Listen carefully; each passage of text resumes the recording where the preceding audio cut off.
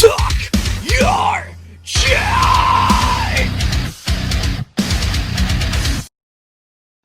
Welcome everybody to the Tuck Your Chin podcast. Today we're here for another great edition where we're going to review Clash of Champions and predict NXT Takeover 31.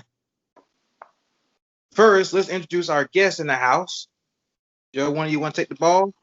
It's yours. I'll start it off. Hello, everyone. I am Michael. I am your owner or something, founder of this podcast. And we're going to be reviewing Takeover 31. Predicting Takeover 31 and reviewing Clash of Champions. And yeah, it's Boxermania already. Nick, go for it. Save it. Hello, I am a guest, I guess. I am Nicholas. I am a co-host of the Scoops Out Loud podcast that I run with my dad, and I appeared on the last episode of Tuck Your Chin, so here I am once again. And as these two wonderful gentlemen already explained, we will be reviewing Clash of Champions, as well as predicting NXT TakeOver 2-in-1 special. You can't get that anywhere else. Thank you. Yeah. You said it the right way this time. Thank you. You saved us. So let's get into the first match, Antwan, for Clash of Champions.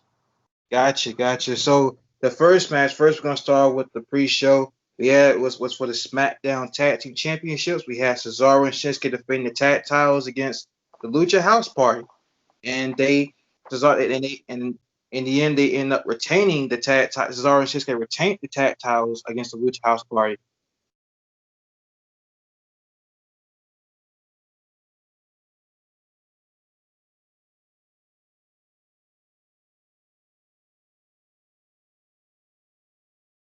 Was starting Now has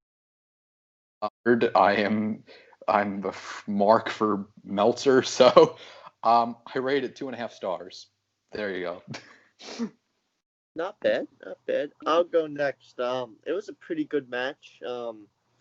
Yeah, Cesaro and Shinsuke won. Wasn't expecting anything different. all right. This is up to me. So I thought it was a pretty good match as well. You know, both teams, as always, they share good chemistry with one another.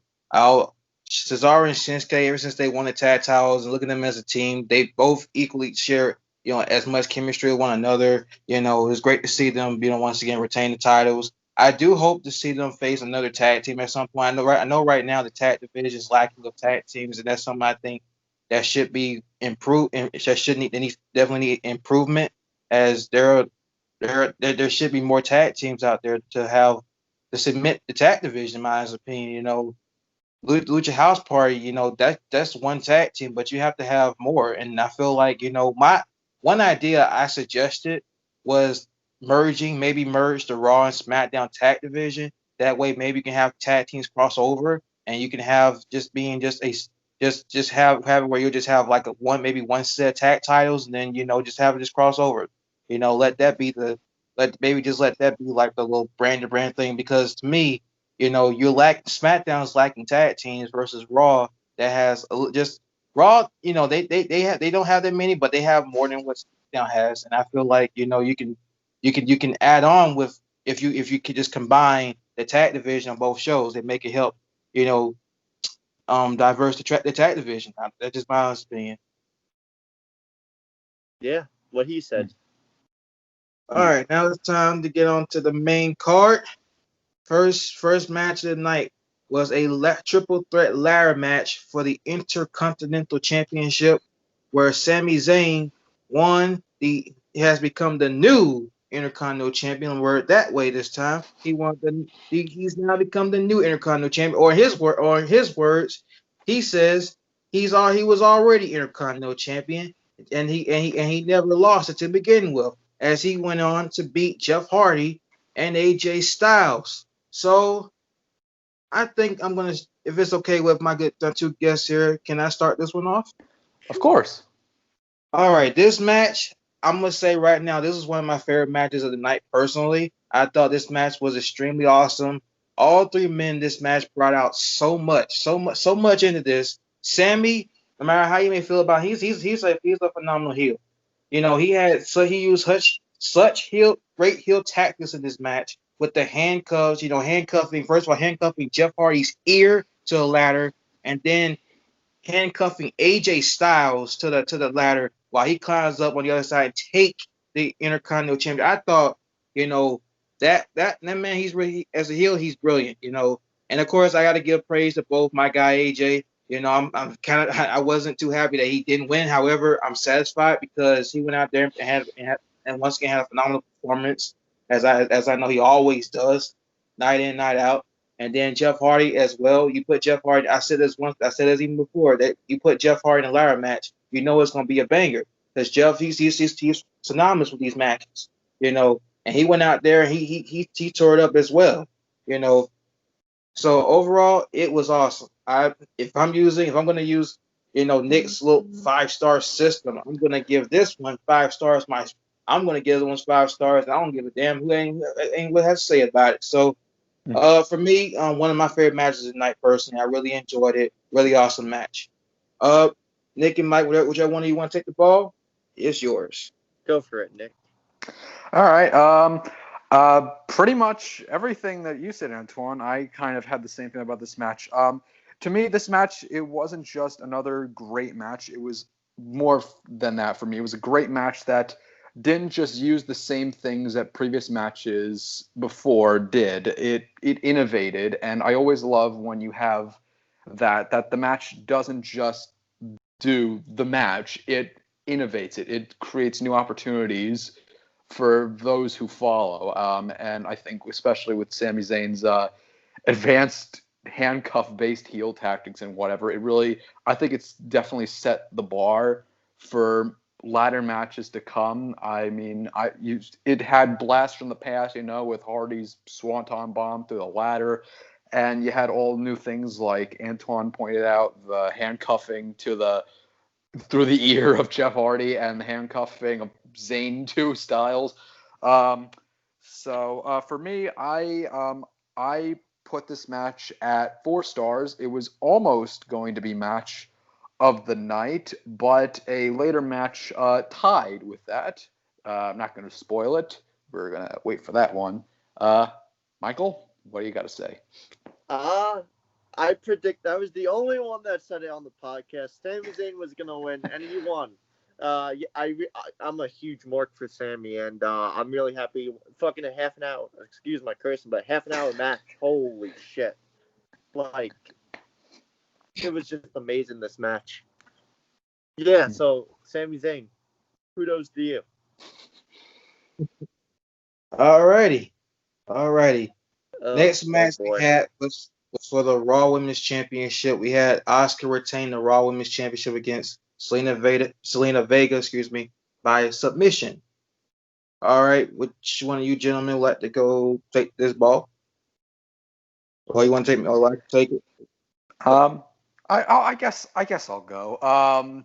It had the same problem that I had with Nakamura and Lucha House Party, that I felt like it could have gone on longer. Like,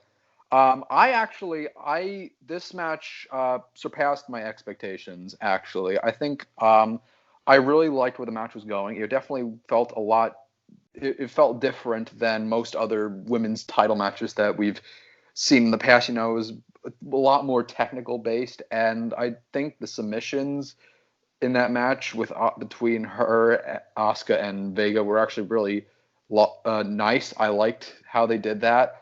But once again, I feel like that could have gone a little bit longer. But I think Selena Vega kind of impressed me in that match, actually. I was kind of unsure before, but now I could definitely see them having a longer match. But I mean, she lost again. Don't know why she got on that rematch.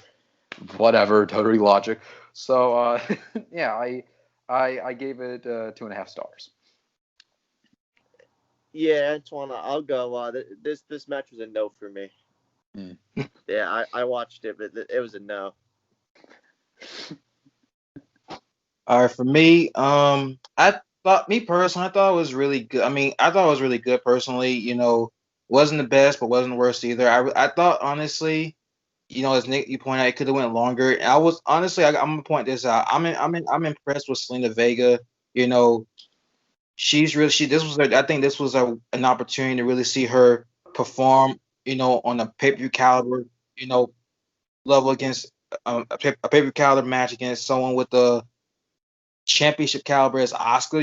She's one of the top women's wrestlers and one of the top women's wrestlers in the company in the business. I say that she went out there and nearly close to almost beating her, but she really shown a lot of effort. And I'm glad now they're going to take time to properly build this feud. The one thing I want to point was that with this match was that although it was really good, and I'm impressed with Slim's performance, the build up to this is what kind of turned me away because it really just came out of where like Selena broke away from Andrade and Garza, and you just had her go focus on Asuka out of nowhere with hardly any build up to it. Yeah. You just got a Raw Women's Championship match just to have Asuka win the title.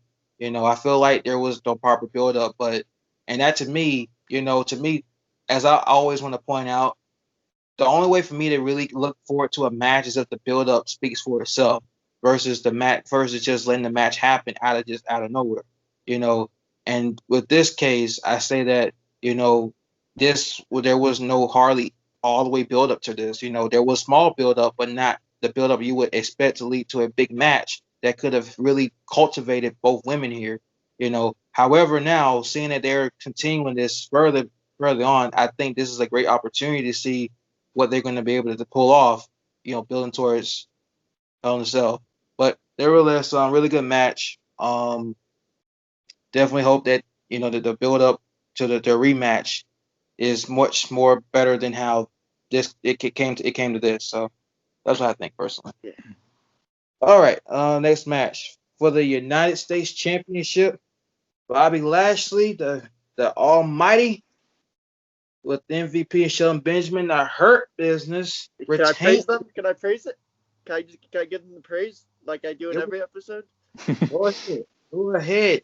Oh man, the Hurt Business is just so amazing. Like they're like, I think one of the best things on Raw right now. MVP again, amazing. Shelton Benjamin, amazing. Bobby Lashley, amazing.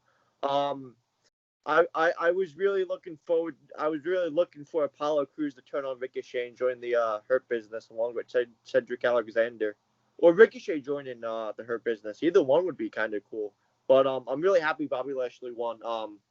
Yeah, not a Bobby Lashley versus Apollo or Bobby Lashley versus Ricochet again because it gets boring after a while. But Hurt Business is amazing. Go for it, Nick. All right. Yeah, I like the match personally, but the only problem I had with it was that it didn't feel like a pay-per-view match. It felt like the matches they've had before, especially it felt like a Raw match. That's a complaint I have with a lot of pay-per-view matches that they have, that they don't feel like pay-per-view caliber matches. They feel like the same match they have on Raw, and it's like, how am I supposed to get excited for this match if I've already seen it 4 times on television? It doesn't make any sense. I've seen this match. I've already seen the outcome. Why would I care? But Bobby Lashley and the Hurt Business are really good, and Apollo Crews, I've always been high on him, even when he was at jobber level. I've always liked Apollo Crews. So. But the match itself kind of went a little under my expectations, but it was still pretty good. I gave it 3 stars. Antwan, Right. praise it. Give them the praise too. All right, I'm going to go ahead and say this now. First and foremost, I'm glad Bobby retained the U.S. title over Apollo Crews. I like the match, but it's something as Nick pointed out. You've seen it once, you've seen it twice, over. Seen it 3 times, seen it 4 times, 5th time. Each time it gets to a point where it's like you want something a little bit different than just getting the same thing over again. But I liked it. I want to go ahead and give praise already once again to the Hurt Business. They're right now, outside of Drew being my favorites on Raw, I'm really loving the Hurt Business a lot. I really am. these guys, it's like they're meant to be a stable together. You know, you have I'm MVP and Bobby Lashley. First and foremost, this ain't the first time they've been together. As if anyone looked at TNA, they once was had a little stable there with Kenny King, known as the Beatdown Clan. You know, Yeah, yeah. and Those are the he good really, old days. those were the days. Believe me, it was so much chemistry really there. And to see them two now reunite in the WWE together under the Hurt Business banner with Cedric with Shelton Benjamin and Cedric Alexander. This honestly is great. You know, I drew comparisons with the Hurt Business to Evolution and the Nation Domination, given how they come across with the swagger from the Evolution, and you have the they beat down people and like the Takeover. They come off Nation Domination vibes there, so it's like a mixture of the two. I love it, honestly, I do. They're definitely the top, my opinion, the top stable on Raw. Now loving their battle currently at the moment they having with Retribution. So it really paints for something you can look forward to every Monday night to see these guys. Outside of always looking forward. I'm always looking forward to seeing Drew every week, but seeing the Hurt Business here definitely gives me something else to also look forward to when watching Raw. So it's really great that these guys are together. I hope down the line either Ricochet or Apollo or maybe even both join the dark side. Join Hurt Business. I really think that those guys, they're as talented as they are. You know, at some point they gotta do what Cedric did. You're getting sick and tired of not being looked seriously. If you feel like you getting beat up too much, it's tired of sitting around and not getting enough opportunities. Okay, then go line up and go join the Hurt Business. Go make a statement of your own. Go join a group that's out to prove something. That's something I would like to see happen down the line. So overall, love the Hurt Business. This match, I liked it. You know, don't give me another rematch though, because I feel like we it's like you giving it to me already. Give me something else now. Bobby, he needs to face more contenders. You know, hopefully, and I definitely feel like there's going to be more, especially with the draft coming up. A special mention to the draft. Oh, Um, draft, yeah. I definitely see more challenges come along the way. So overall, good match. Next match, the for the Raw Tag Team Championships, you had the Street Profits successfully retained the tag titles against Andrade and Angel Garza. Antwan, may I? Go ahead. So Nick mentioned a match that we saw not just for a day, not just for a week, for a few months. This damn feud never stopped. And we got it. What do we get? Street Profits versus Andrade and Garza. Again, and what was the result? Street Profits retained. I can't. It was a Raw match. It was an 8-minute Raw match without commercials. Oof, yeah. I'm just gonna stop there. Nick, I'll let you go from there. Yeah, this was the worst match of the card for me.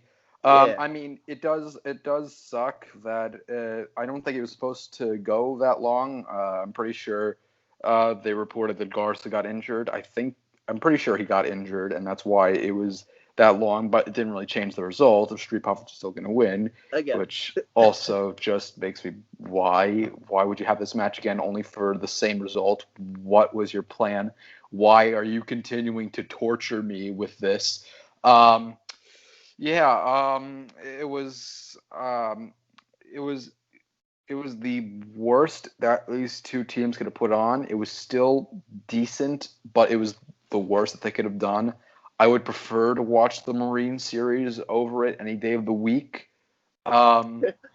So yeah, if it's at that level of just not entertaining, then yeah, I put this at 1.5 stars. It's almost the lowest of the card. It's the worst match for me, but it's not the worst rated. Antwan, just take a shit on this match, please. Okay, so this is I have two explains for this. So number one, again, this match happened at Payback. Last time I checked, and the same result happened.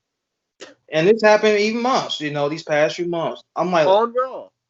And on the Raw same too. result happened. Here, I'm gonna point out exactly what I said with the whole thing with Cesaro and Shinsuke. I'm gonna point this out here as well. Again, you have got to establish more tag teams. You have got to, because look here, stop having the same tag teams face each other over and over, because it's gonna come a point where it becomes stagnant and you have a tag division that's just weak. And right now, again, why are you giving the same match over again, especially with the same result? You know, to Angel Garza, I hope he gets better. That's why I want to mention that now. He's very talented, that guy. He's talented. He's talented. He's extremely talented. I personally, for me, him and Andrade, as a team, they're all right. But see, I personally prefer them as singles competitors. I think Okay. they're so much better on their own. You know, but overall, that match, it wasn't the worst, wasn't the best either, but it just was just like, A roll. we already seen it. It's like we already seen it before. Wonder We where. need the Street Profits need new challengers. We need Street Profits new challengers. And number two, there's another issue I had with it. The ending to this match was a botch. I recall it being a botch because I remember the ref counted three. I think it was what's his name? Angelo Dawkins. He was pinning Andrade, and as the referee was counting three, Andrade kicked out at two, and I don't know what that was. I think they were just rushing to the finish because Garza had gotten injured. It was like the whole Viking Raiders thing from like a few Raws earlier that Garza threw up the X or something, and they're like, all right, we got to finish this, and then maybe Andrade just wasn't aware of this, so he still kicked out anyway. Yeah. I can definitely understand that. Just the way that it would just see when the camera also closed up and you can see that happening. Like you see that it just threw me off. It honestly threw me off there. I was like, what? Wait. So, I'm just at this point, here's just where I'm at with this.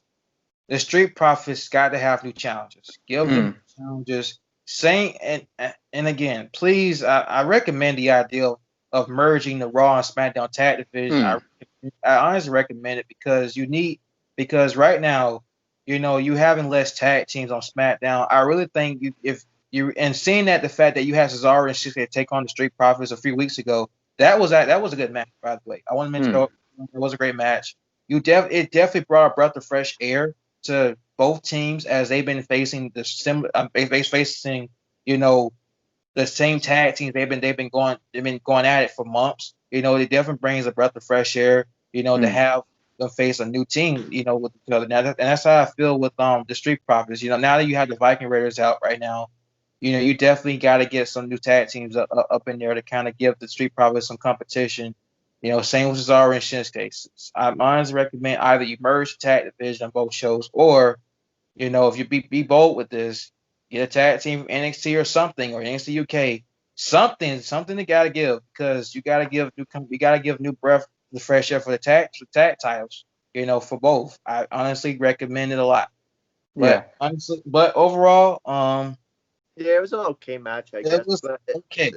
Match was okay. Early on, it was okay. Early on wasn't bad. It was okay. Just the injury and the ending was just threw me off. Yeah, I actually I have a pitch for what they could have done for both tag title matches. That you mentioned, Antwan, you mentioned earlier that they had the champions versus champions match between Street Profits and Cesaro Nakamura at a random Raw of all things. How about instead of you doing that, you dummies, you could have put that match in Clash of Champions. It's literally in the name of the pay-per-view, Clash of Champions, and they're like, you know what? Freaking that Viking guy got injured, so we have like no tag teams. let's just combine the tag division, like you've been suggesting, Antwan. Cesaro and Nakamura versus the Street Profits at Clash of Champions. Clash of the Champions for both titles to unify them, unify the tag division. Just, you could have done that. But no, let's put on a random Raw because ratings and football and whatever other weird things go through Vince McMahon's mind. Twitch streaming, I don't freaking know. Something like that. Yeah, like even like if they would have done the Hurt Business versus the Street Profits, it's something different, you know. Like MVP and Shelton Benjamin winning the tag titles would be cool. It'd be better than just seeing Garza and Andrade over and over again. I agree. You know, the Hurt Business, I feel like now you have them. Now you have a selected four. You got all four of them together. Now you could what could have happened is since to have them take over the show, you could have either got since Bobby's U.S. champion in the group, you could have had maybe I would took Shelton and Cedric and I would have had them challenge for the tag titles and go ahead and take them. I would have done that. You know, if you really want to build the Hurt Business as his top stable, you know, you want them to have all the gold. You know, so I would have had them just get Cedric and Shelton and then have them go on to challenge the Street Profits and take the tag titles. I would have done that. You know, either that or just merge the Raw and SmackDown tag divisions. I mean, at this stage and point, you need to do something because, especially with the draft now, you got to make a bold move. Somebody's got to make a bold move somewhere. You know, because as it stands, next week, next week, next Friday. Friday. Part is night one of it, and then night two concludes on that following Raw. So I'm hoping with the draft, I'm happy for. I'm actually happy the draft is here. So this is hopefully they take advantage of this draft and hopefully they'll have do something with the tag division. Probably not, but hopefully. Wow. I can't believe we spent more time on a trashy tag title match than on the freaking Intercontinental title ladder match. Exactly, because we hated this match. Only on Tuck Your Chin. Exactly. Let's move on to the next match. This is actually one that we're going to spend a little bit of time with on too, because you know, they went a direction with this match, which I didn't think that. Can I start this one, Antwan, again? Well, talking about the next match we're on now. Yeah. Let's just toss that other match out of the way. Just we're on this one. Yeah. Yeah, Asuka defeated Bayley by disqualification. Yeah, Asuka. Yeah. Yeah, you know, Antwan, you can go, and then I'll go last. Antwan and then Nick, you can go. Okay. So with this, first and foremost, I hope Nikki Cross is doing all right. That's number one. It's unfortunate she wasn't able to compete. So my prayers up to her. Bayley, when Asuka came out to challenge Bayley for the title, that completely was unexpected because I thought number one, I thought it was gonna be somebody else. You know, maybe the mystery woman who was billed as Carmella. You know, I thought maybe it was gonna be maybe her, or maybe it was gonna be like Naomi since she beat Bayley non-title about a month or two ago. I thought maybe that would be something, but you know, we got Asuka, and it was unexpected. You know, I wasn't mad about it. I felt like, you know, like okay, you know, I know she wasn't going to win because obviously, you know, they're building towards Bayley and Sasha, and I was actually happy to see Sasha return at that moment, just tag Bayley and just really kickstart this feud. You know, I'm really feeling it and digging it. You know, they can do long term with it. You know, and you know the match itself, I didn't care. I was hoping for Sasha to show up anyway, so it was like, you know. I guess we'll you know, just let them go at it for a couple of minutes and see how long and just see, you know, until Sasha shows up. So that's how I kind of was with it. You know, not disappointed. I was quite happy, you know, that Sasha showed up. So that to me was a huge plus that came out of it. So overall, great to see Sasha and Bayley feuding now. That's what I'm happy with seeing. Mm. Nick? Go for it, Nick. I kind of knew that Nikki Cross wasn't going to come out, so the only thing I was thinking before that match happened was, please don't let it be Lana. Please, for God, don't let it be Lana or Nia Jax. But Please not either of them. That was the only thing I was thinking. But once again, prayers to Nikki Cross and Nia and Shayna. But yeah, that was kind of a mark out moment for Asuka to come out. For a second, I almost thought she was going to win it, and then Bayley freaking hit her in the head with metal, so then that didn't happen. And Sasha coming out, that was pretty cool. Although I honestly feel like they shouldn't have done it then. I feel like because Bayley tried to kill her with a chair twice in the span of a month. Like, I don't think she should be immediately back after like a week or something. Sell it, like be gone for like a month.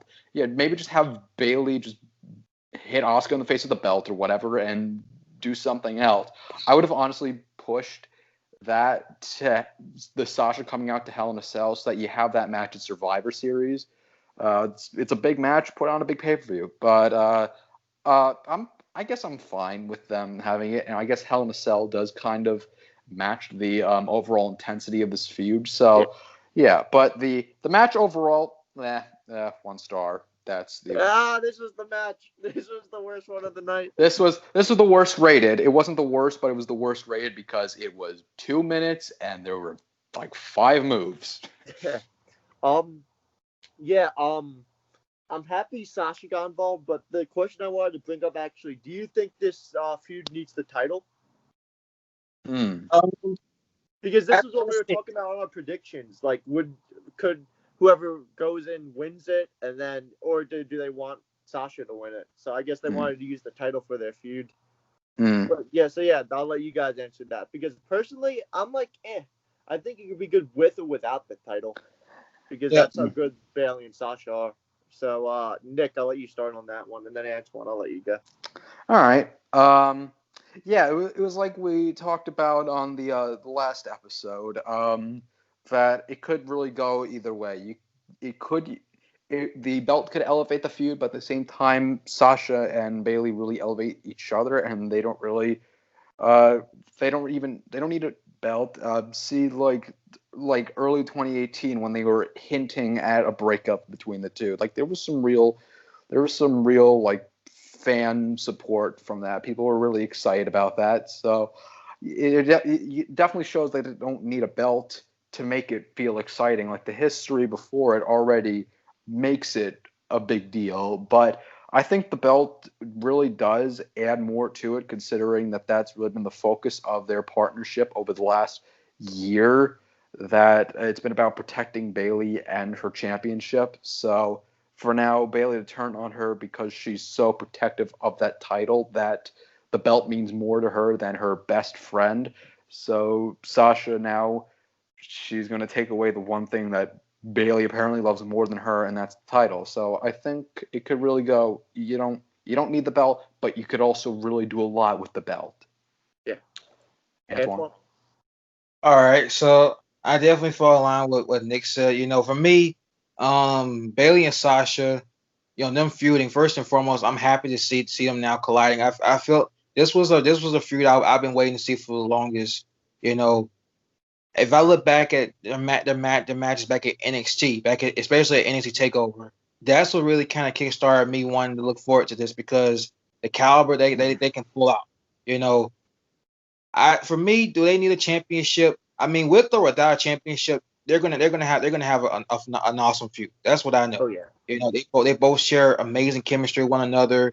You can really see they both really are into this, and they're gonna put a lot of work into it, and making it awesome, making this thing worth seeing. The story sells for itself. Bayley, she's basically been using Sasha as a tool to make sure she keeps the title around her, so that way Sasha doesn't get to it. And obviously they played that story out for the longest, and then eventually they gained all the championships together, only to now Sam lose everything, and now you have them now colliding. It's like I like the story that the narrative they now driven out of it, you know, and it's really gonna come when it unfolds. It's really going. I really feel like we're gonna get something special out of it, you know, because to me, title or no title, this is something that is going to be worth watching for everybody. I hope they get and even so, as I recall them main event NXT Takeover. I can't remember what show it was. They had an Iron Woman match. Respect? Was it Yeah, Respect? Respect. That was like the first one I ever saw. That was a really good one. Mm. Yeah, it That was one, Respect. Yeah. it was Respect. They had the Iron Woman match for the women's NXT Women's Championship. I would not mind at all. If maybe even having an Iron Woman match again. Maybe Mania or something or Rumble or whatever. If how long they take this, I wouldn't mind them going for something similar like that again.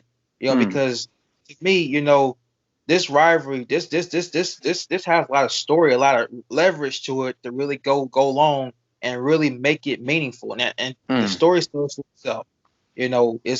So far they're off to a great start with it, and I can imagine what's next in the chapter between these two, because obviously, there's so much that's gonna come out of this, and I'm excited to see what's along the way, So whether it be for a title or not, they both are gonna deliver into this 100% without without a shadow of a doubt. And I'm excited to see between these two. They both extremely talented. And going back to that NXT title match at Respect, blew the house down, dude. Not even the match itself was what stuck out to me. I think one of the other things that really stuck out to me was the heel work from Sasha. Oh yeah, she is underrated. I feel like as a heel, Yep. She could have easily been that heel in 2019, early 2020. Of course, she can't because one, there's no crowd, and two, she's the face in this feud. But I mean, that moment, do you remember when, I don't remember what the time was, but she stole the bow tie or whatever from a little girl in the crowd and was just taunting Bayley, and the girl started crying? That was freaking insane. Where is that? That's a true heel to me, that you just don't give a damn. Stealing from a child, that's that's a major no. You don't do that.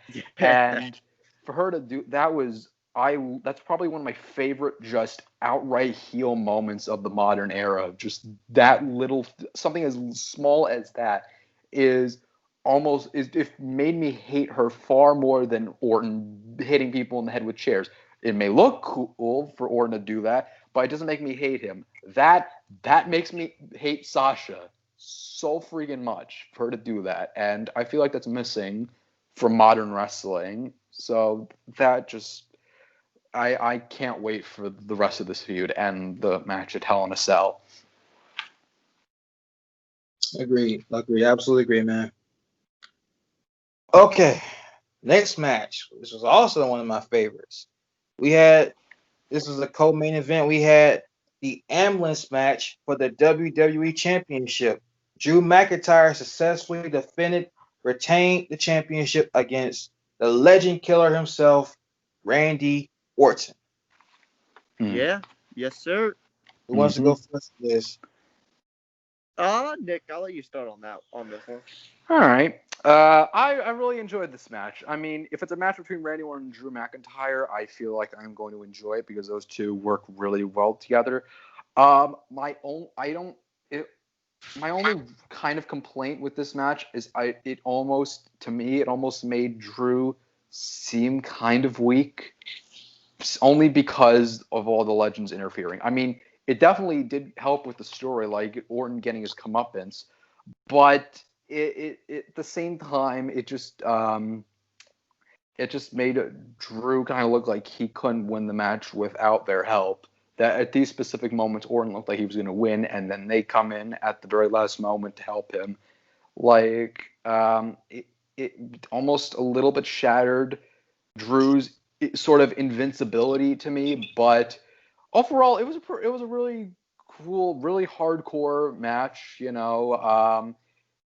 it didn't have the same thing that I thought it was going to have that Roman Reigns and Braun Strowman had, where you had the shocking finish.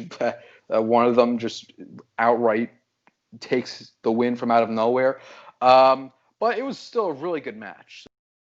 I gave it 3.5 stars. Antwan, you can go. All right. For me, I enjoyed this match a lot. I like the battle, the brutal battle they had, the hardcore battle. Or anytime you put Randy Orton and Drew McIntyre in the ring with each other, they're gonna go out and deliver a fantastic performance. And it was great to see them do it in the style of an ambulance. Ambulance matches I always felt are one of the most brutal matches. Because you have to brutalize your opponent to the point where you have to incapacitate them into placing them in the back of the ambulance. This one was really great.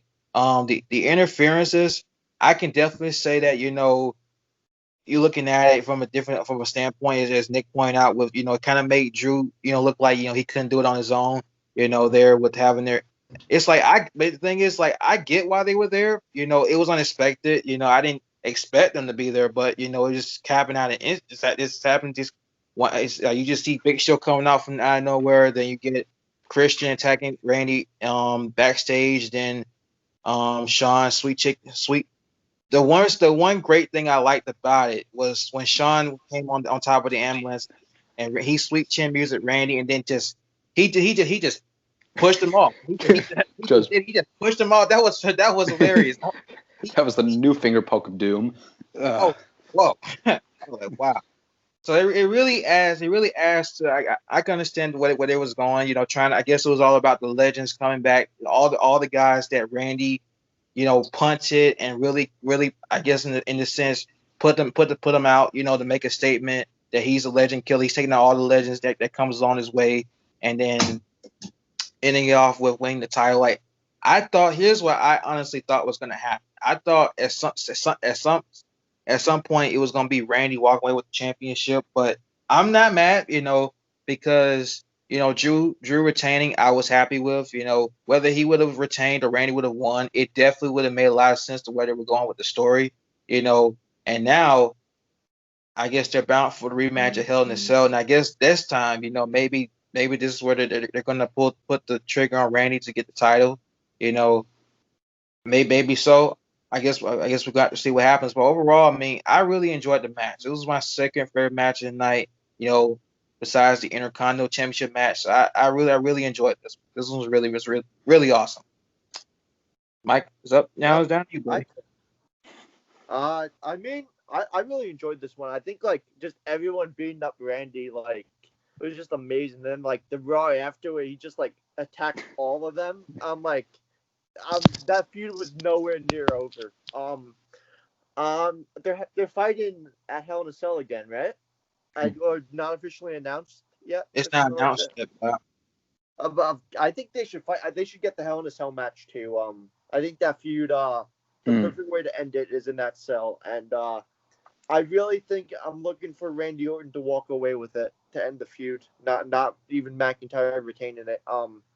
Great Reign McIntyre did, but I think it's time for Orton to win that title again. It's been a while, and I think it's the right time, especially with a lot more baby faces doing nothing on SmackDown than heels. So yeah, I enjoyed this match. This match and the next match were match of the nights for me, and the London match, all equal. Can't rank any of them. I definitely get behind what you're saying, Mike. You can tell this is definitely far from over. But it's not going to be like one of those boring far from over. It's like Street Profits. But I won't call them out on that one. Yeah, this one. I mean, like I said, this is Drew's title reign has been something I've been enjoying. All year. He's been facing challenge after challenger, but this one I think was his most brutal as him and Orton has been at each other's throats for months, and you can tell. This is definitely a far from over thing where now he's now looking for retribution.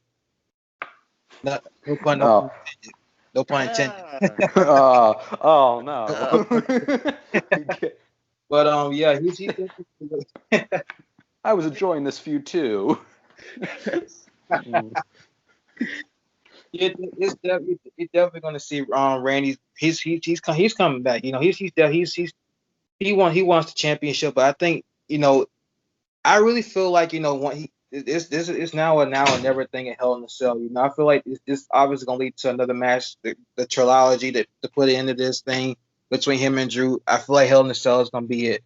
You know, and I feel like, you know, to cement his status as Legend Killer, I think it is time for them to go ahead and put the title on Randy. Like Drew is champion. I love his title reign, and you know, obviously, you know, would I want Drew to walk to still be champion longer? Yes, but looking at the story that they're, you know, you definitely want to see where they're going to go with Randy as champion, as he's been the Legend Killer. You're gonna need him to face even more guys, you know, until Edge comes back, and then you have I guess you start building back towards Edge Randy, and maybe that'll be for the title.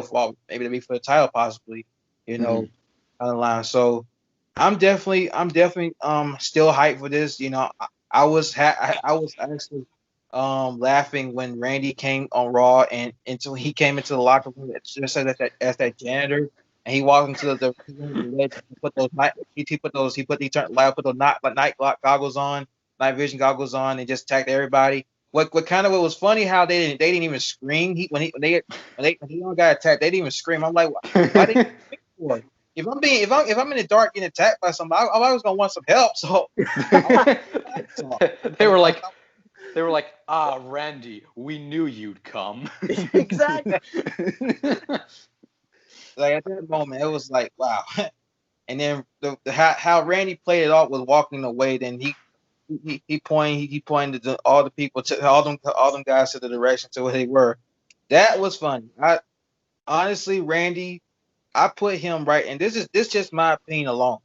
And like I said, this is my opinion alone. I really feel like right now, as a heel, you know, in my opinion, he's the top heel right now. Oh yeah.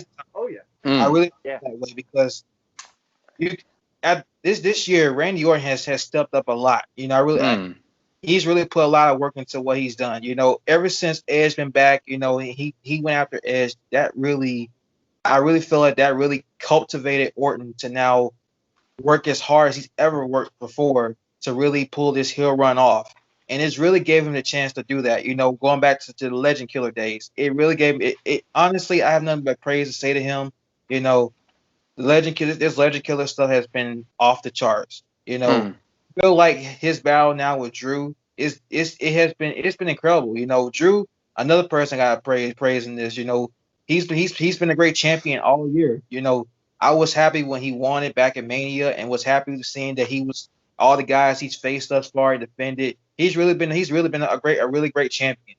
You know, and now you put him and Randy together now in this big feud. It's been amazing since they kickstarted. So I'm looking forward to Hell in a Cell. I'm pretty sure they're going to announce it soon. They're going to face off. Now, hopefully, it is inside that cell. They put an end to this thing. Overall, I'm loving it. I'm loving it. I'm loving it. Yeah. I'm loving this a lot. Overall, this match, this match, we all gave our praise. Really, really great match. This was another one of my favorites, along with what's going to come, which is our main event. Main event time. Wait. Who said? Was it you, Nick, that said it? Or was that Evan who said had Rikishi come and him just absolutely kill Jey Uso? Was that you? Or was that the both of you that said? You both said that, I think. I don't remember. I remember. I know I talked about how if you could have had crowds, I would have had the whole NY family show up to watch, and then Reigns just murders and dismembers Jey Uso in front of them. Like, oh no, this is not good. Oh no. Yeah, I mean, they sort of did that with Jimmy, where it's like, what the hell is wrong with you? It's like, this guy's not acknowledging that I'm like the main guy. Please let him. I need the acknowledgement. Yeah, I would have. So, yeah. And Antwan, can I start this one? Of course. I mean, I think this is exactly what they need to do with Roman as a heel. He doesn't care who he is. Like, he'll just beat the holy living shit out of you until you say he's the top guy. What did you make him say? The tribal chief. He's the tribal chief. Like just do that to like every person, and that would be so cool. I'd like to imagine that he just like beats up some like just random guy, like maybe like Matt Riddle, so they acknowledge me as your tribal chief. Like, brother, we ain't from the same family. What the hell are you talking about? Calm down. But this is exactly what they should have done this with Roman a little while ago when he started when like that little while where he was getting booed as a babyface and like people didn't want him doing anything, and then they kept pushing him and we hated it and they should have done it back then, and I think it really would have like stuck like even to this day if they did it back then with crowds. Yeah, that would be cool. Yeah, that's all I got. I really enjoyed this match. I'll give Roman the praise now that he actually deserves. Yeah. I love Roman now. Yeah. Oh wait, Nick, go ahead, dude. Okay. For me, like this was the match that tied with the triple threat ladder match. The ladder match was the best match for me in terms of wrestling. This one was the best in terms of storytelling. Massive praise to Roman Reigns. I feel like he's been playing the heel role amazing. And like you said, they could have easily done a Roman heel run way back in 2017. Like me and my father talked about it, that after he beat The Undertaker, after that insane booing he got the Raw That's after. exactly where people started to hate him. Right there. Like truly nuclear heat. That my dad pitched to me that like instead of Roman immediately coming out, you'd have the Undertaker's music go off, and everyone's like, "Oh my God, we're finally gonna get like a farewell speech from him." And the guy walks out into the ring, and he takes the hat and the cloak off, and it's Roman Reigns, and people just freaking lose their, what? And I'm like, do what Shawn Michaels did like 20 years ago or whatever with that, and just. He's like, you're damn right, this is my yard. I kicked that old dude's ass, and now I'm going to win the title, and you can't say jack whatever about it. And just boo. And everyone's saying delete, even though that doesn't work now because, he's at the other company. But yeah, this match and the story that they're telling with Roman and his whole heel run, like I love Randy as a heel, like you mentioned, Antwan. I think he's probably the top heel on Raw right now, but I'd say the top heel in the company and on SmackDown, Roman without a freaking doubt. Him and Heyman, and it's not like they're doing the same dynamic that Paul Heyman had with Lesnar. They're doing it differently. That it's not just Roman's mouth, because Roman can talk, and you could see it in like the subtle facial expressions that he makes, that he's not just like representing him, but he also fears him. That it's like he's like, oh, he knows this dude means business, and I'm really loving the story, and I think maybe down the line it'll lead to Roman versus Rock. Who knows? Rock's like, wait a minute, I'm the tribal chief. I'm the one making. No, Brock. No, Brock. No, not that Brock. Rock. Take out the B. Brock Lesnar. Get the B out. No. Hell no. I don't want that again. Yeah, Brock oh God, Vince is gonna hear that. He's like, yes, they want Brock. God damn it. Oh no, what have I done? No, please no. No, but I seriously think that it might lead to Roman versus Rock. I want that. Yes. No. All right. This match again. This is my third favorite of the night. I loved it. Storytelling off the freaking charts. Yep. People. I know a lot of people want to give a lot. Says like, one thing about wrestling. In-ring psychology is important, but another thing that's a big major factor to anything and everything is storytelling. This match right here was the example of just that. Heel Roman Reigns, I've been enjoying ever since he's returned. Him and Paul bring such a fantastic dynamic with each other. You can definitely capture the differences. It's not a Lesnar Heyman type thing. It's more now just something different, as It's more so about Roman bringing Paul back to the company, and he's not necessarily representing Roman, but rather in the sense he's rather in the sense trying to help Roman, in terms of making sure Roman gets everything he wants and desires, but Roman he takes charge of it. Mm. It's not an advocate type thing. It's rather Roman. He's basically guiding he basically guides Heyman around where Mm. Yeah. that's basically kind of where it's at. It brings a different flavor to it. And this story that they're telling they told with him and Jay, I gotta say that was it was everything about it was amazing because obviously this was about Roman trying to prove he's the head chief. He's the head leader of the family. He's head honcho. He runs this ship. No one else in the family is gonna be the champion. No one else in the family is gonna be. Jay ain't gonna be the guy representing the family. He's not gonna be the guy representing anything. Roman's gonna be the guy, and that's kind of where it pointed all out to.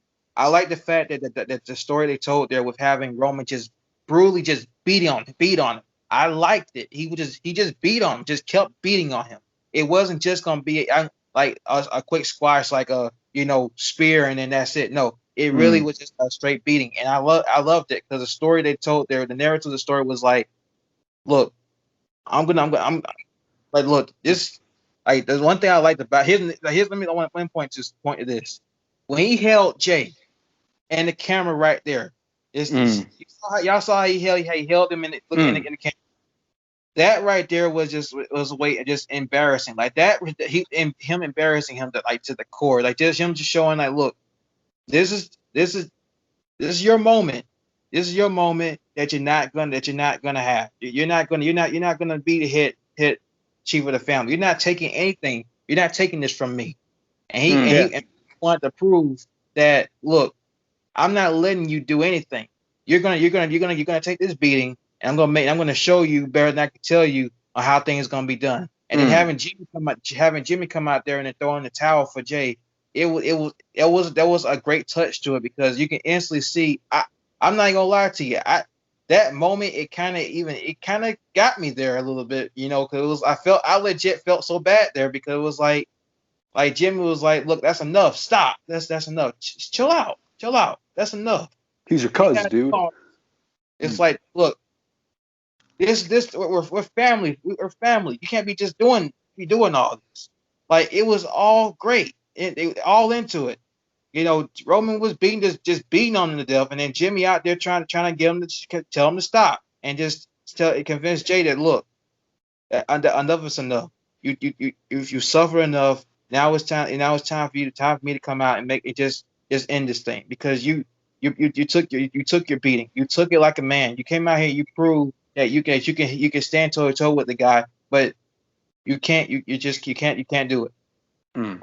Enough. The story really spoke for itself, and it really helped establish Roman now as the full top heel. I'm loving. Like I said, I loved it. Jay.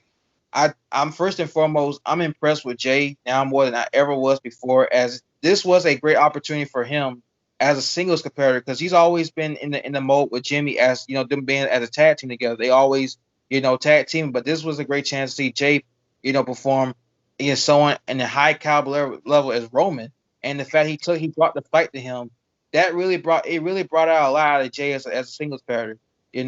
I'm praising both men here because they both told a great story here.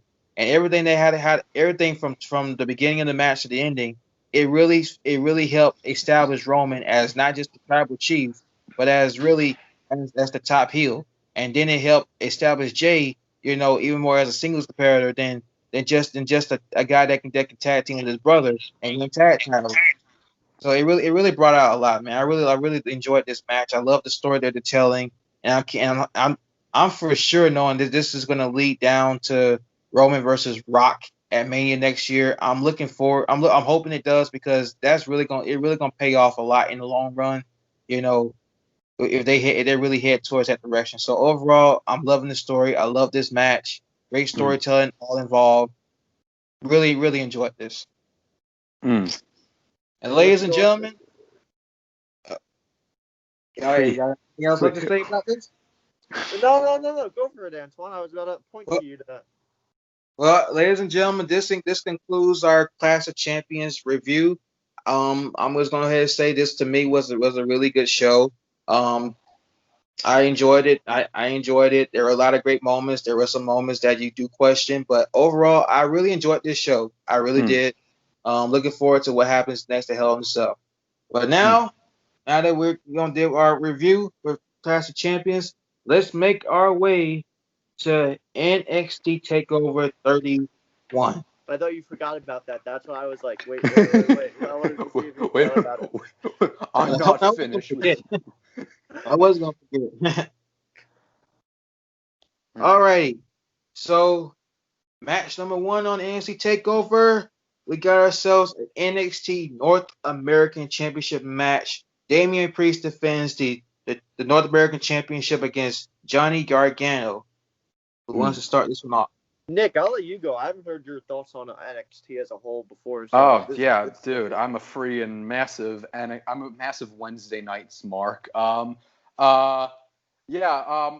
looking forward to every match on the card, but for the North American Championship match, it hasn't had the best of builds. Like Yeah. you expect a little bit more from NXT. It hasn't been. It's been okay.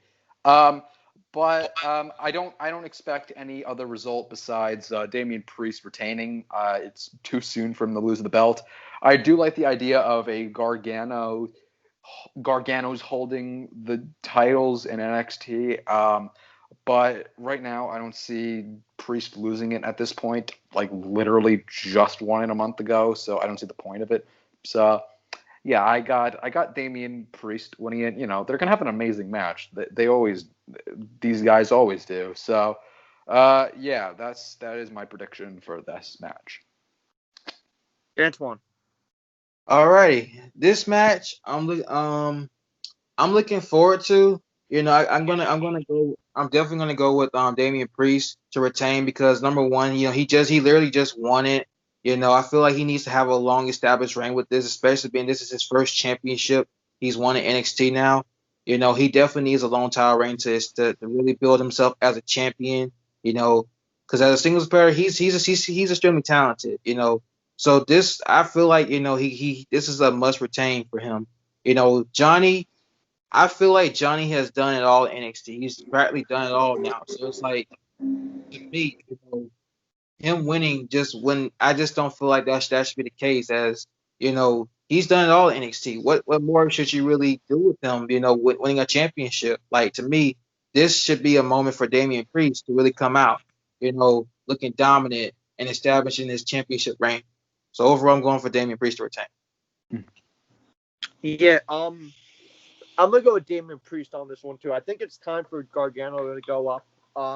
Just Gargano, not Candice, but I think Gargano had his time in NXT for a lot of years, and it's just the start for Damian Priest down there. So I think Damian Priest takes this, and then Gargano gets drafted either Monday night or Friday night. Why not? Hey, it's time. It's now or never. Yeah. Alrighty. Second match we have for the NXT Women's Championship. Io Shirai defends the Women's Championship against Candice LeRae. Who wants to take this one? I'll start on this one. This is another one. I think Candice should take it. Io goes up. I have a lot of praise for Candice heel now. Candice just amazing in the ring, and another great wrestler. But I think WWE the main roster women's division needs a dominant woman like her, just kick ass, and her and Shayna would be an amazing match. So Candice, I want Candice to take it. I really do. So Candice LeRae for this one for me. Yeah. Nick? All right. Yeah, I also have Candice down to win this one. I think it is her time to win the belt. I don't necessarily predict though that Gargano is going to move up. I have a feeling that you're going to keep having. I really like the Gargano's house segments. I really like those. I think they're going to continue to do that. But it's going to be Candice has the belt and Gargano doesn't. I don't know what they might do from there, but I think there's definitely a possibility for a lot you can do. They're probably going to run if or when Tegan Knox comes back. They're probably going to run that because Yeah. they didn't get to do that. And my prayers go out to Tegan Knox during her injury. But yeah, like you said, I think it is time. Whoa. I think it's time for Io to possibly move up to the main roster. Who knows what's going to happen? Maybe she'll start doing weird stuff with Asuka or whatever because Vince McMahon's mind is a total enigma. But yeah, I think Candice is going to win. All right. All right. For me, mine's gonna be a little bit different here. I'll definitely say that I feel like Io may very well retain. You know, I do agree with the fact that she as well at some point she does is eventually gotta get a call up to the main roster. You know, they need more women up there. And Io, you know, she's done her time in NXT, and you know she's eventually gotta be main roster bound at some point in time. So I really feel like, you know, she could retain. You know, and doing that, you know, with the draft coming and the fact that the main roster, you know, you need more women, she could really lose. You know, I'm kind of torn. You know, you could have Candice come out, walk away with the victory. You know, her heel run, I personally been enjoying a lot. You know, I really feel like, you know, it's now or never for Candice because she needs to have her moment. You know, it could be here or it could be somewhere later down the line. You know, but Io, for me personally, I think Io is going to some. I feel like she may come out retained. That's me personally. I feel like she may come out retained. Anything's possible. Anything's possible. Especially Takeover. All right. Next match is for the. Well, you know what? I'm gonna skip over this. I'd rather that be the main event. Yeah. It's going to be the opening match. The way Wikipedia does it, you know, people edit lots of Wikipedia. It goes from like best to worst. So you have the top matches be the first couple of matches, while the main event is the first match. The match you probably expect to be maybe the first, second match or two. So or either pre match, of course. So I'm gonna skip the next match because that's gonna be saved for our main event. So the next match is Kushida versus Velveteen Dream. I'm so sorry, but I gotta do it. Yeah, do it. I think I know what you're gonna say. Kushida, because Velveteen Dream showed his Velveteen Peen to a Velveteen Teen. So no. Yeah. So I'm sorry, Velveteen. I used to be a fan, but after that, you lost all my respect. Yeah, Kushida. I'm gonna go with Kushida. If it's Velveteen, it's Velveteen, but. Yeah. It's gonna take a little while to gain his respect back. Yeah. After that. All right. Yeah. Yeah, I'm gonna go for all the same reasons that you just mentioned. I think Kushida's gonna win this one, but also I think he's been doing really well. I like the idea of a more intense, Kushida. Like, you got all these strong style wrestlers coming to WWE. You got Nakamura, whatever. But I feel like we've never really seen this like intense version of just like a wrestler from New Japan coming in. I really like that idea. It's not like this insanely complicated like character or whatever. It's something as simple as they are pissed and they're going to break people's friggin' arms. So I think he is going to kick Velveteen Dream's ass and he is going to win. And I am going to clap the entire time. Yes. Thank you. Antwan. All right. So for me here, for me, it depends what direction they go with either or, because I feel like, Kushida, I feel like he needs this win more, because I feel like, you trying to establish this aggressive side of him. You need to have him go take it out on Velveteen here. Velveteen, personally, for me personally, looking at the way his character has been on TV, I feel like you letting them win here. It may not, in terms of fan perception, given the fact that a lot went down with the allegations and stuff. It may well be wise to have him win, but the same token, looking at what he's done, what he's doing in the ring, his character versus the guy outside the ring, his character, his character. I'm gonna say that I have been impressed with the way he's brought an edge to it now. He's brought more of an edge to it. Yeah. It's not he hasn't been doing the other stuff the way he usually does. So I give him a little praise there for that. That I've been quite enjoying because I feel like he brought that edge out of himself and then brought it out of Kushida. You know, so this rivalry I've been enjoying to see. So I'm gonna go with Kushida here, but I wouldn't put it past if Dream does win this. So we'll see what happens. Mm. Yeah. So next match we have for the Cruiserweight Championship, Oh, NXT Cruiserweight Championship. This is gonna be a good one. Then Santos Escobar defends the Cruiserweight Championship against Isaiah Swerve Scott. I won't start this one. One of you guys could. Antwan, you've been going last most of the time. I'll let you go. Okay. The host has been right. going last. All right. For this one, I'm gonna go with Santos Escobar, third time. And I said I'm gonna go with Santos because I've been impressed with him in the stable with Joaquin Wild and Paul. What's his name? What's his name now? Wild or GJZ or whatever he was. Yeah. No, Joaquin Wild that's and. Wild now. I'm talking about the other guy.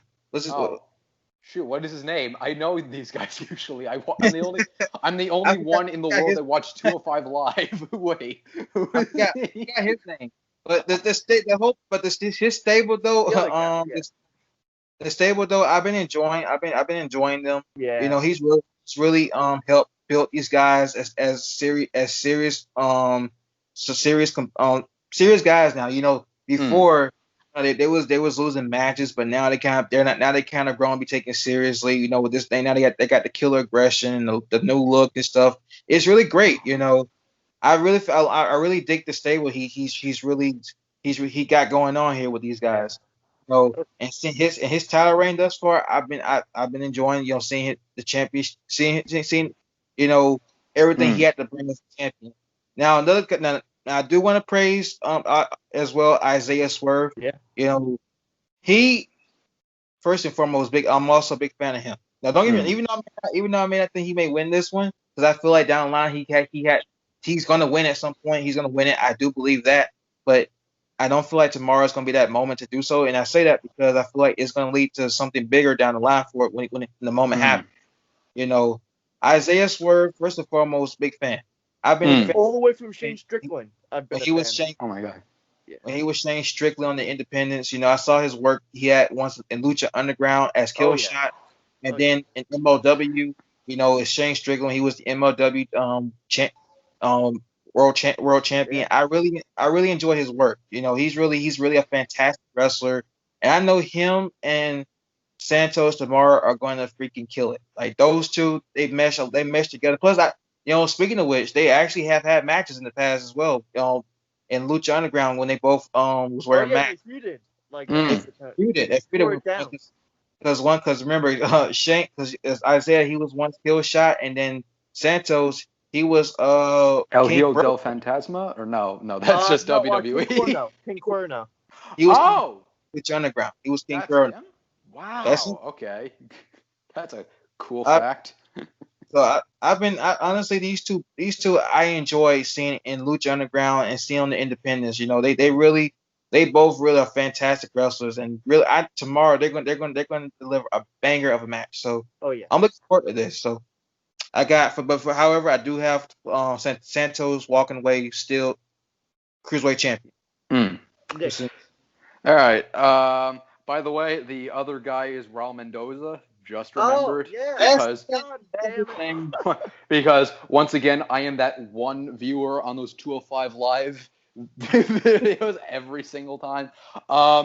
Yeah, once again, like Antwan said, I have Santos Escobar for this. I think down the line, Scott's probably going to win the belt, but now is not the time. I did think for a time that was going to be Maverick that was going to take the belt off him, but now that he's doing Maverick that whole deserves it. Yeah, I think yeah. Maverick should win it.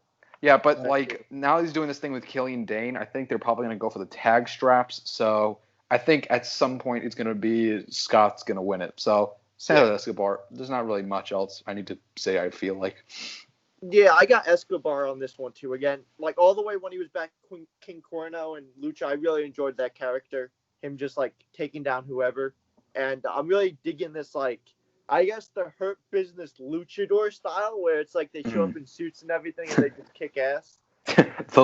the lucha business, otherwise known as business, otherwise known as Lucha Underground.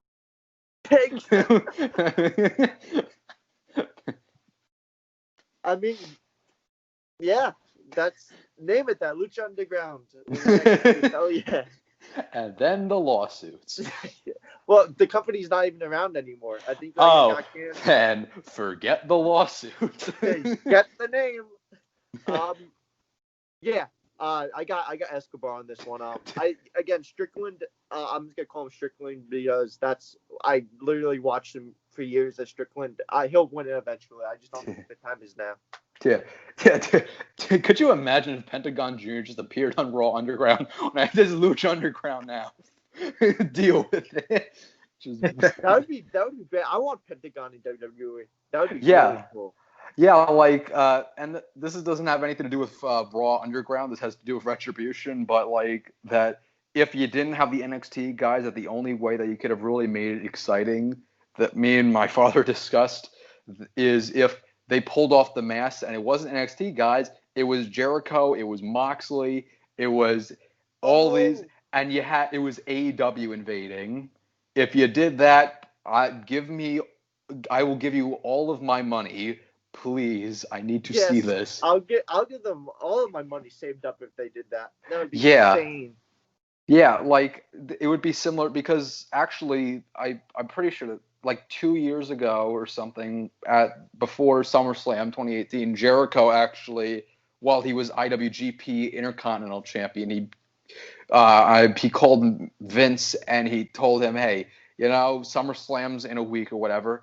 I have the IC title. Seth Rollins isn't the IC champion, but if you would let me go on Raw, attack him or whatever, and we could run Jericho versus Rollins, IC champ versus IC champ for SummerSlam, I am all in to do that. And Vince said no, and of course the marks across the world cried, and and everything was terrible. So, back on topic. Yeah. Next match, I think match. Okay, and the next match, of course, now, ladies and gentlemen, it is our main event of the evening for the NXT Championship. Finn Balor, the Prince Finn Balor himself, defends the NXT Championship against Kyle O'Reilly. Yeah. The Undisputed Era. I think I want to take this one first. Oh, please do. Yes, you've been going last this whole episode. Just go. Yeah. Alrighty. So for this match, I'm gonna go with Finn Balor to retain. Now, let me scale out some things here though. Let me get into more depth. I'm gonna get in a little more depth about it. Go for it, yeah. Go for it, dude. So, sorry, I was texting. That's why that was took me long a little bit.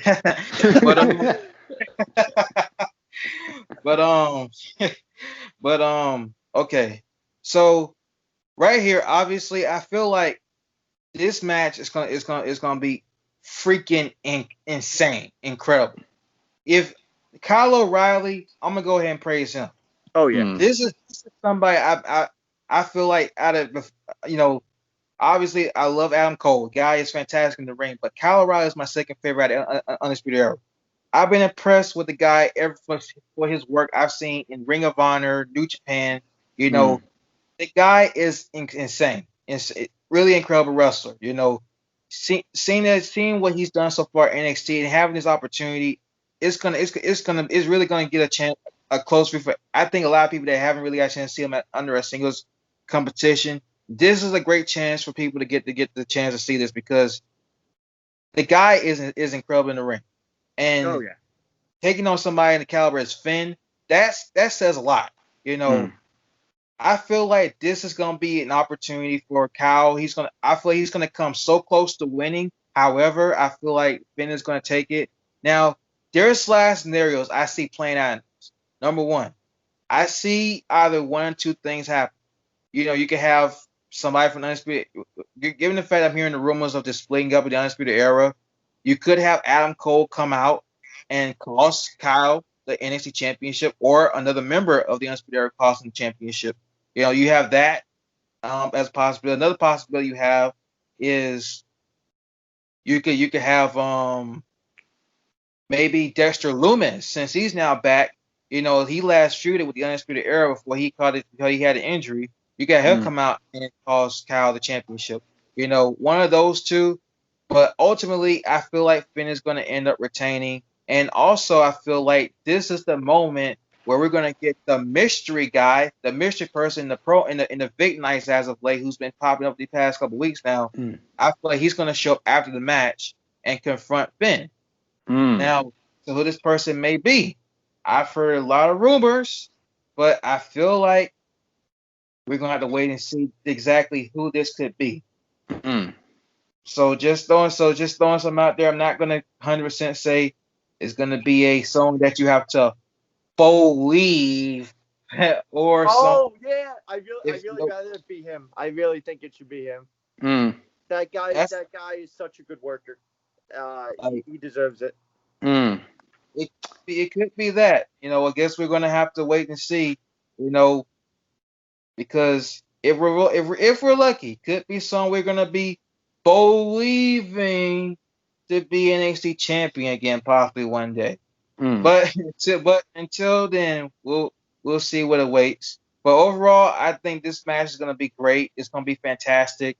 I got Finn retaining and the mystery guy in the Big Nights to show up after the match, or maybe even during the match, one or the other. So that's like my take. Yeah, I'll go last on this one. All right. Yeah, I have Finn retaining as well. I really like the story behind it. Like, it's in the same situation as the North American title match, where it's like a very short build-up, but I feel like they've done way better with this, especially with the short promo package they did with Kyle, saying how this journey he's had in wrestling for the past 15 years. It's almost been leading up to fighting Finn because, he went to America to fight him, but then Finn was in Japan. Then he went to Japan, and Finn was in America. He got to America, but then Finn was on Raw. So now they're finally both in the same place at the same time.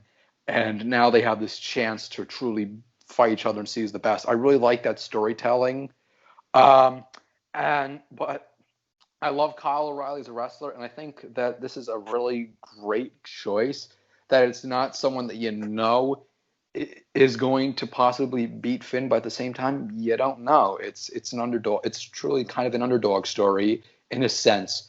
But in terms of the mystery person that everyone's been talking about, I don't know, because this was actually pointed out by I think it was either What Culture or WrestleLamia, some wrestling YouTube channel, that in the latest promo package they've had for the mystery person, they were holding up a poster for Takeover, and it had Balor versus O'Reilly, but it also had LeRae versus Shirai on it, and they've also been doing the voice changer thing in the background, so you don't know if it's a male or a female. Yeah. And that's led to a lot of speculation that maybe it isn't a male wrestler that's going to show up, that maybe it's a female. Then again, it's like who would be big enough? She's back from retirement. I actually have a bit of a prediction. She is someone who's been in the news a bit as of late in women's wrestling. She's been in the news in like June, and she was recently in there because a couple streamers found her in the latest wrestling video game from WWE. I think that in the women's match, I think Tessa Blanchard might show up. I think she could freaking show up and beat the living hell out of everybody and be like, "You didn't sign me after the Mae Young Classic. Here I am. I'm going to break everyone's skulls or something." I'd be so on board for Tessa. I love Dude, Tessa playing. dude, like I don't even care if she just shows up on NXT and then just goes immediately to main roster because I think the ultimate match that you can have is either her versus Asuka or her versus Charlotte. Oh, Her versus Charlotte, I think, is the real dream match. I think.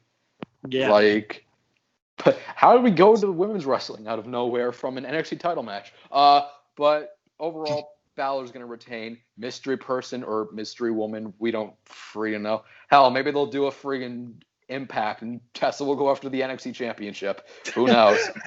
And then she won't show up to film a couple of promos, and then Triple H will be like, "You're fired," and then that'll be the end of that.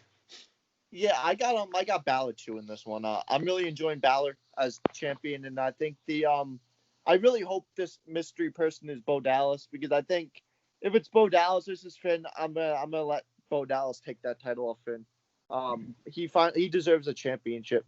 I really think that guy has worked his butt off for Vince and for the main roster.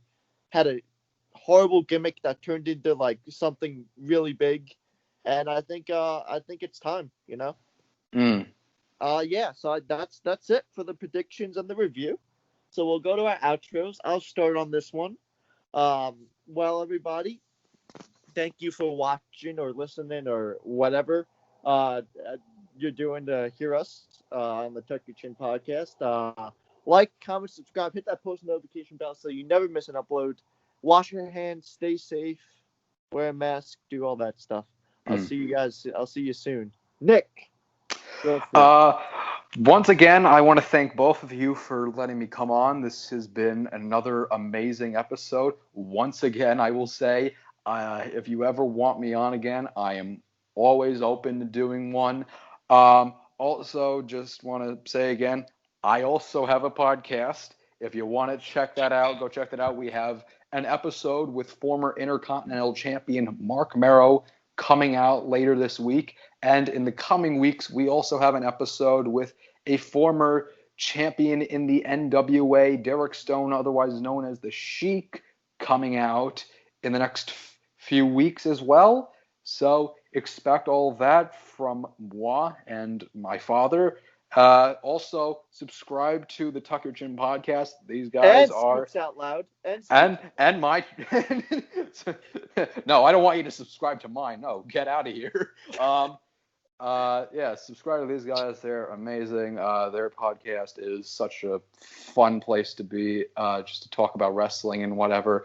And definitely go subscribe to them. They're the fastest rising podcast in wrestling. So go subscribe to them.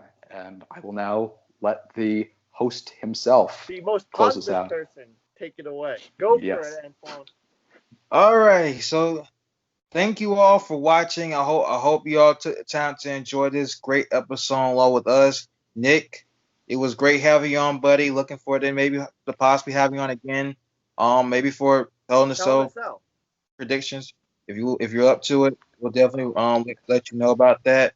Mike, same with you, man. It's always a pleasure to come on here and be able to talk wrestling and just have some fun. Just be able to entertain the audience, the fans, all of you. We wouldn't be here without you. So thank you all for watching. I want to thank you guys again.